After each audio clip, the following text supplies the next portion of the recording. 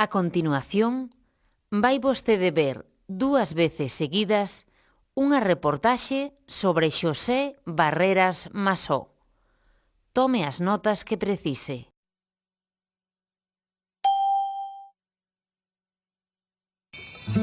O enxeñeiro e empresario vigués Xosé Barreras Masó xa rematou o deseño do que vai ser o seu próximo proxecto industrial, un novo motor de vapor para os seus barcos de pesca. Xosé Barreras pertence a unha familia de armadores e empresarios da Salga da Sardiña. Proceden de Cataluña e levan asentados en Galicia desde 1818. El, cos seus irmáns, é propietario dun estaleiro, de empresas conserveiras e tamén ten negocios no transporte de mercadorías. Esta diversificación permítelle correr riscos e introducir innovacións nas súas empresas. No estaleiro da súa propiedade, situado no areal vigués, construense os barcos de pesca con madeira do país, carballo e piñeiro.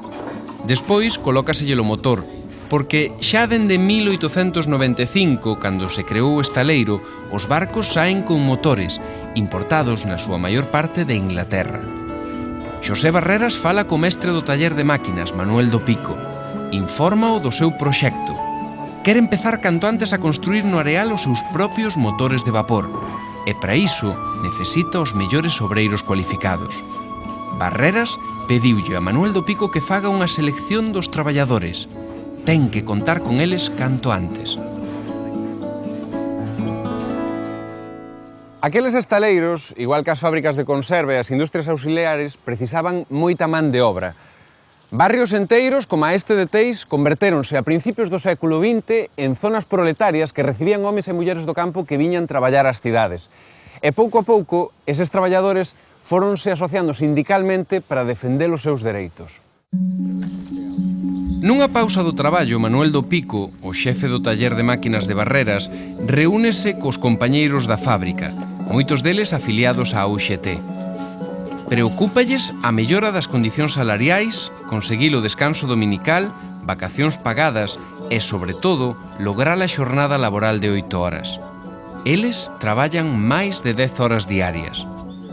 Pero, en concreto, agora están moi preocupados pola fabricación dos motores novos de vapor. Temen que haxa accidentes laborais como sucedía coa construción das caldeiras, xa que algunhas estoupaban. Por iso, queren que o xefe de taller lle transmita esa preocupación a Xosé Barreras. A altura de 1920, só estaban empregadas na industria 61.000 persoas, un 7% da poboación activa, fronte aos case 700.000 ocupados no agro e na pesca, o que representaba o 93% dos traballadores. O proletariado concentrábase na Coruña, onde radicaba a maior fábrica por número de empregados, a de tabacos. En Ferrol, co seu arsenal militar que lle daba traballo a case 2.000 obreiros na construción naval.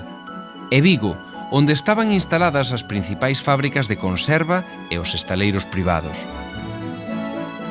Ata finais do século XIX non se espallan as asociacións obreiras vinculadas ao anarquismo ou ao socialismo. De todos os xeitos, a etapa máis activa do movemento obreiro en Galicia non se viviría ata a Segunda República. Sería precisamente en 1935 cando a folga no sector metalúrxico mantivo paralizada Barreras durante máis de 3 semanas. Despois, implantaríase a xornada laboral de 44 horas semanais e outras medidas, pero todo isto sucedía anos despois da historia que estábamos a contar. Así que volvamos a 1908 e vexamos que pasou con Manuel do Pico e con Xosé Barreras.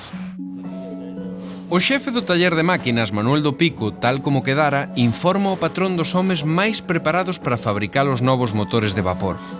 Pero tamén lle fala da preocupación e dos medos dos obreiros por posibles accidentes laborais. Xosé Barreras asegúralle que el mesmo e outros enxeñeiros de confianza supervisarán a fabricación das novas máquinas. O taller debe estar tranquilo. Haberá máis traballo e empregaránse máis homes. Pero na construcción naval, as melloras non chegarían ata moitos anos despois. Aínda así, o desenvolvemento do novo motor saíu adiante. Estamos a bordo do Idria II, o único barco de vapor en funcionamento en Galicia. O seu casco é dos anos 60, restaurárono e agora está destinado a funcións turísticas e de promoción cultural. A máquina do Idria é semellante ás que saían dos estaleiros de Barreras a comezos do século XX. Estes motores dabanlle vida aos vapores chamados tipo Vigo, que tiveron un éxito extraordinario. Os barcos de vapor fabricados por Barreras medían de 14 a 24 metros de eslora. Eran barcos rápidos e cun moi bo navegar. Por iso se espallaron por todo o litoral galego e español. Dos primeiros estaleiros de Barreras no Areal saíron entre 1892 e 1918 nada menos que 400 vapores. Despois, os estaleiros trasladáronse ás novas instalacións de Coia. Alí, a partir de 1927, comezaron a fabricarse os cascos dos barcos en aceiro.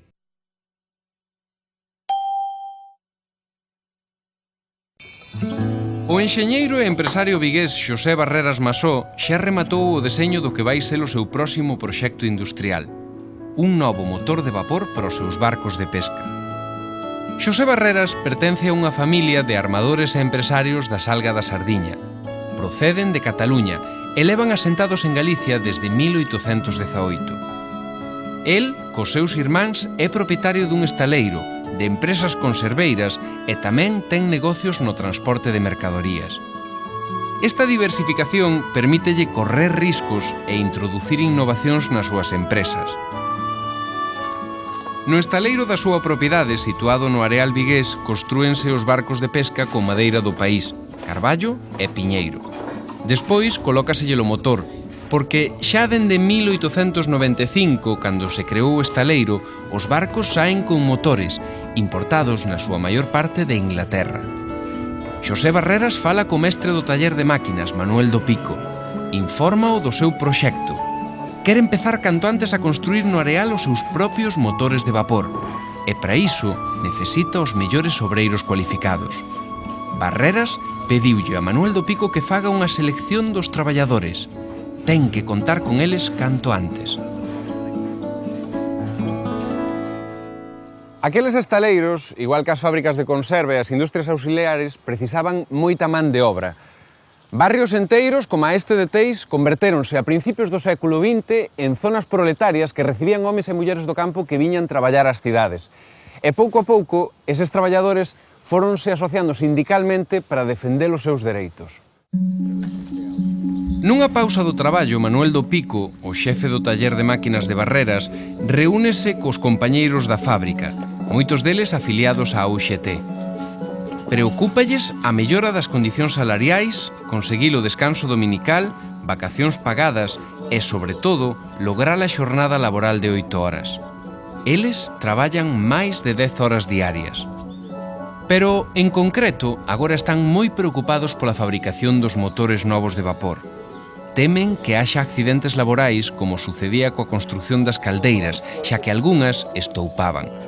Por iso, queren que o xefe de taller lle transmita esa preocupación a Xosé Barreras. A altura de 1920, só estaban empregadas na industria 61.000 persoas, un 7% da poboación activa, fronte aos case 700.000 ocupados no agro e na pesca, o que representaba o 93% dos traballadores. O proletariado concentrábase na Coruña, onde radicaba a maior fábrica por número de empregados, a de tabacos. En Ferrol, co seu arsenal militar que lle daba traballo a case 2.000 obreiros na construcción naval. E Vigo, onde estaban instaladas as principais fábricas de conserva e os estaleiros privados. Ata finais do século XIX non se espallan as asociacións obreiras vinculadas ao anarquismo ou ao socialismo. De todos os xeitos, a etapa máis activa do movemento obreiro en Galicia non se viviría ata a Segunda República.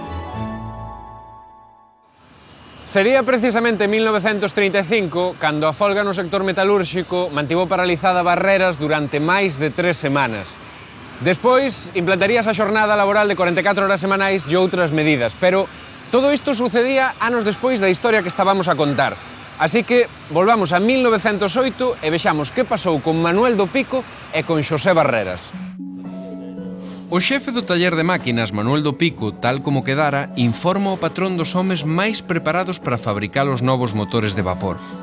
pero tamén lle fala da preocupación e dos medos dos obreiros por posibles accidentes laborais.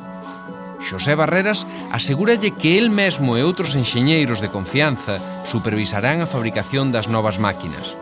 O taller debe estar tranquilo. Haberá máis traballo e empregaránse máis homes. Pero na construcción naval, as melloras non chegarían ata moitos anos despois.